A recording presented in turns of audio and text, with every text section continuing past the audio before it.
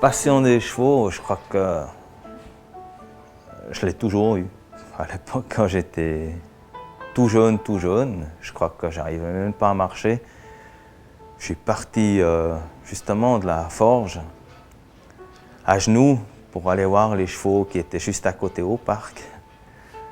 Et puis depuis là, et aussi plus tard, je me suis réveillé très tôt pour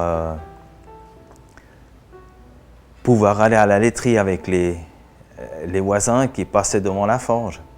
Et puis là, ils me faisaient tenir les guides. Et puis j'étais émerveillé. L'œil pétillant, avec un brin de nostalgie au fond du regard, Fritz Lanz parle de lui, tranquillement, simplement. En sirotant un café, ses mains solides d'artisan qui travaillent le fer posées sur la table, Fritz Lanz et son équipe préparent la journée dans une ambiance chaleureuse, empreinte de camaraderie. Là, chacun reçoit son programme du jour. On en discute tous ensemble et Fritz Lanz fait ses dernières recommandations. La journée sera longue, car le travail est là, qui attend, et les clients sont nombreux. C'est assez marrant. D'un côté, et puis de l'autre côté, un peu triste. J'ai perdu mon père à 5 ans, qui était déjà maréchal ferrant. Ma mère, elle s'est remariée avec un petit agriculteur de la commune. Et j'ai quitté, si on veut, le métier définitivement, ou la vue du métier. Puis j'ai grandi à la ferme. Puis à la fin de l'école qui s'approchait, je devrais faire quelque chose. Mais quoi? Et du coup, attiré par les chevaux, et puis toujours cette idée de monter à cheval, j'ai dit, bon, ouais, dans le fond, je suis maréchal ferrant. Alors j'ai commencé l'apprentissage en Suisse allemande. Et puis les 2 premières années, c'était assez difficile. Parce que ferrer les chevaux ou être dehors avec les chevaux, monter, c'était pas la même chose. Il y avait la fumée qui dérangeait, qui piquait les yeux. Les 2 premières années, j'aimais pas trop. Et puis après, on avait un cours à Arberg, dans le centre de formation. Et puis ils nous ont montré comment on ferrait un sabot mort. Puis là, ça faisait le déclic. Puis là, j'ai dit que c'était magique, c'était merveilleux qu'on pouvait faire un travail comme ça. Puis là, c'est là, à partir de ce moment-là, je me suis croché à fond, jusqu'à maintenant. À 7h, 7h30, la journée commence. L'un après l'autre, les chevaux sont sortis de leur box pour être ferrés. Tout d'abord, Fritz Lanz évalue le cheval afin de pouvoir définir au plus près son besoin spécifique. La manière de marcher, la manière de poser le pied, la position des jambes lorsqu'il est immobile, les genoux, les boulets, l'état des sabots. Ensuite vient la phase de préparation du sabot. On commence par enlever le vieux fer, puis on part. Les sabots de chevaux poussent comme les ongles des hommes. Après, on nettoie et on prépare l'intérieur du pied. Chacune de ces opérations est à effectuer avec beaucoup d'attention, car il faut veiller à ne pas occasionner de blessures ou de lésions, dont certaines pourraient être extrêmement graves. Pour la préparation du sabot, 2 outils très spécifiques sont utilisés. Le rogne-pied, pour couper la corne, et la rainette, pour préparer le dessous du pied. Voilà, c'est tout bon.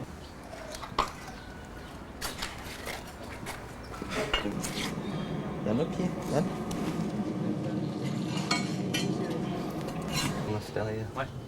Des double zéro, ouais. En parallèle, le fer aura été choisi d'abord par rapport à la taille du sabot, ensuite en fonction de l'activité du cheval.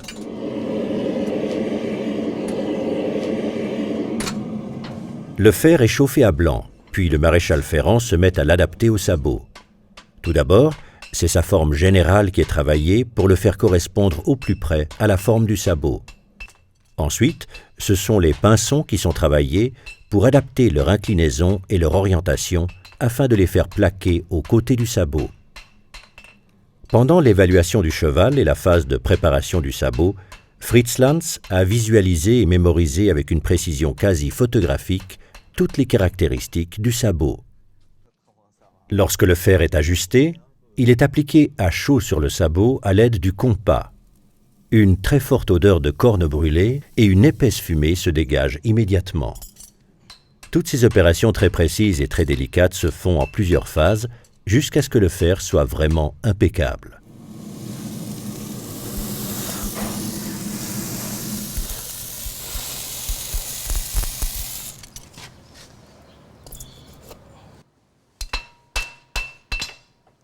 Voilà.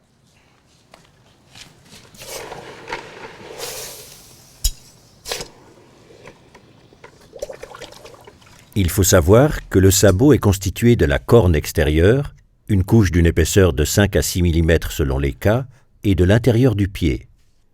C'est entre ces deux parties que se situe la ligne blanche, qui est paradoxalement de couleur noire. Les clous doivent être plantés très exactement dans cette ligne blanche. C'est là une opération qui se joue au millimètre. Il ne faut pas se rater, sinon on peut sérieusement handicaper le cheval. Le cloutage se fait avec un marteau très spécifique qui s'appelle le brochoir. Il y a aussi la pince des pas doués, qui sert à écarter un fer déjà posé et qui n'aurait pas été vraiment bien adapté à la largeur du sabot. Autant dire que chez Fritz Lanz, qui est un perfectionniste, on n'a pratiquement jamais besoin de se servir de cet outil de forme un peu bizarre et à l'appellation très significative. Les clous sont ensuite coupés, puis repliés de manière à ne pas présenter d'aspérité sur le sabot. Au préalable, chaque emplacement dans lequel les clous seront repliés a été préparé à l'aide d'un outil adapté uniquement à cette opération, la gouge. Les clous sont repliés à l'aide de la pince à rivets, dont la forme très caractéristique fait un peu penser aux mâchoires d'un crocodile. Pour achever le travail, le sabot est limé afin de présenter une surface bien uniforme, sans éléments qui pourraient dépasser et blesser le cheval en mouvement.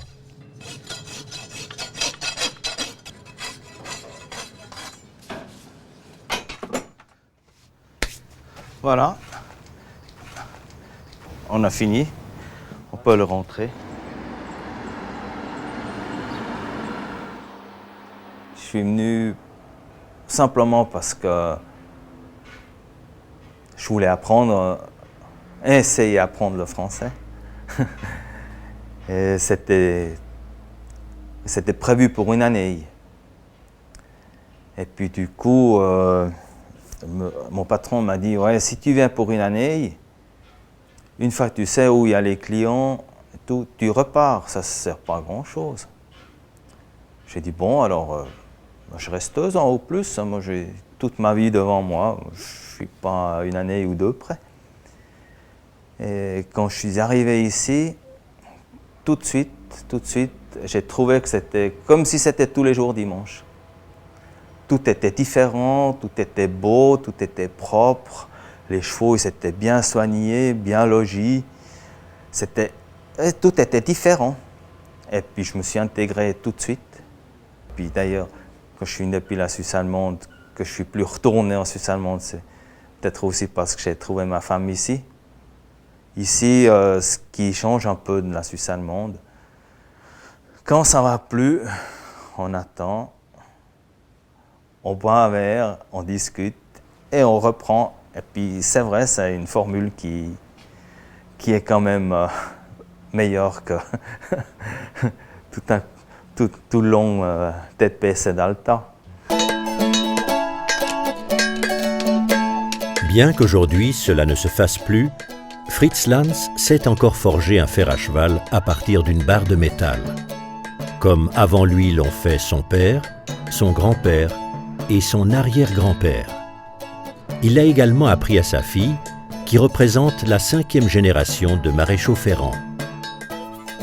Tout ce savoir-faire accumulé au fil des ans, Fritz Lanz le dispense aussi généreusement à ses apprentis et à ses stagiaires qui, jusqu'à ce jour, ont déjà été nombreux à en bénéficier.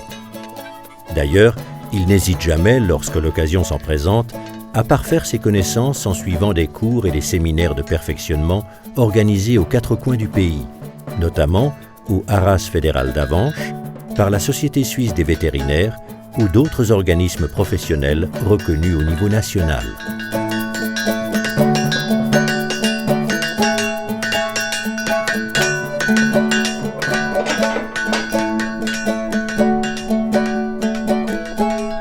Fritz Lanz est réellement passionné par son métier. Il a su judicieusement saisir les opportunités que la vie lui présentait pour concrétiser sa passion des chevaux et ainsi perpétuer le métier de ses aïeux. Il contribue ainsi très activement à assurer la pérennité de son beau métier aux exigences toujours plus pointues d'aujourd'hui, en maintenant un niveau élevé de savoir-faire et de compétences.